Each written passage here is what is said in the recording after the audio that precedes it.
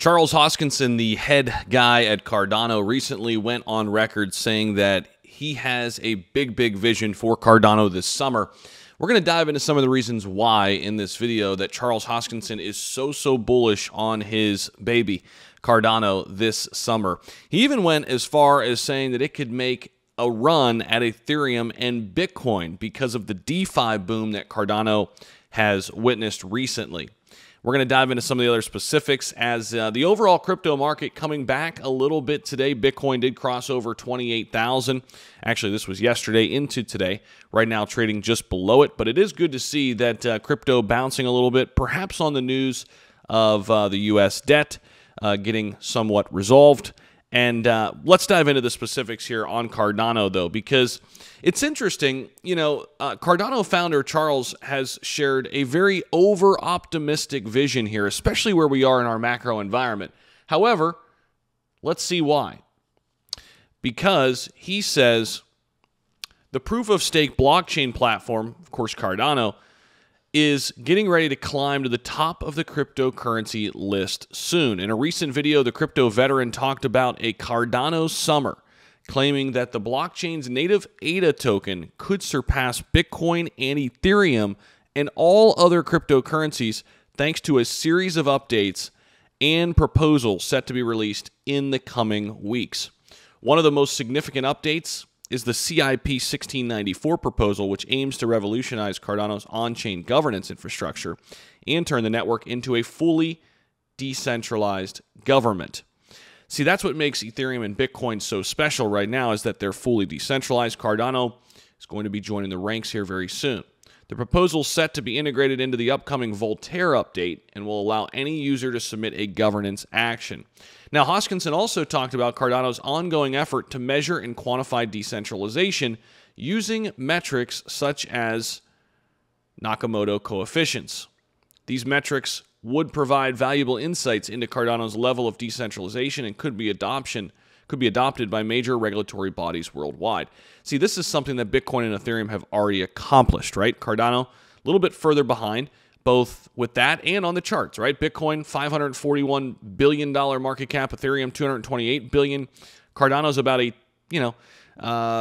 $13 billion right now, so it's a little ways away, of course, but it's still in the top 10. It could certainly make a run at Bitcoin or Ethereum. I don't think it's going to pass it in market cap anytime soon. However, Cardano is my third largest holding behind Bitcoin and Ethereum, so I certainly believe in the longevity here of Cardano, no question about it. Right now, trading just under 38 cents. Look at that volume up near 200 million right now.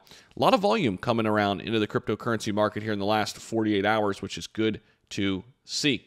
Now, by using these indicators to assess decentralization, like the Nakamoto coefficient, policymakers could formulate informed regulations and differentiate between cryptos as either commodities or protocols based on their decentralization. And that's really what's going on here. Cardano is trying to ensure that they're looked at as a commodity, not a security, right?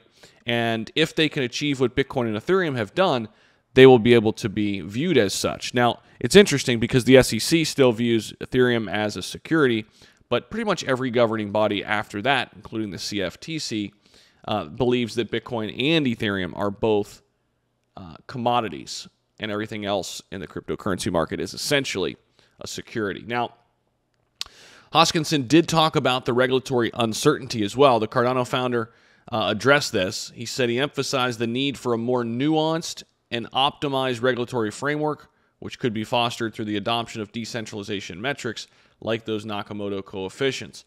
The statement comes as regulatory agencies in the U.S., particularly the SEC, have launched an aggressive crackdown on the crypto industry, all of this following the collapse of FTX. Of course, didn't help that things like Bittrex and Gemini were also under some serious threats by the SEC. And the SEC also sent a Wells notice to Coinbase, as we know, threatening the crypto exchange with legal actions regarding some of its listed digital assets. Its staking service, Coinbase Earn, Coinbase Prime, and Coinbase Wallet. Now, furthermore, another issue the SEC has been grappling with is the question of whether certain cryptos are securities or not. Cardano advocate and founder of crypto capital venture Dan Gambardello thinks it's unlikely that the SEC will deem ADA as a security. He gave two reasons for this. The ICO of Cardano occurred in Japan. It was not accessible to investors from the U.S. Secondly, a recent court ruling found that secondary sales of LBC tokens from Library were not considered securities, setting a crucial precedent there in that case for Cardano. So that's what we've got here in this video, guys. Appreciate you guys so much. Charles Hoskinson, extremely bullish for a Cardano Summer. Let me know what you guys think down below. I know this. I'm bullish on the next 3 to 5 years for ADA and the entire cryptocurrency market. Cardano holders, I think we're in for a fun ride. Don't forget to subscribe down below. We'll see you. Bye.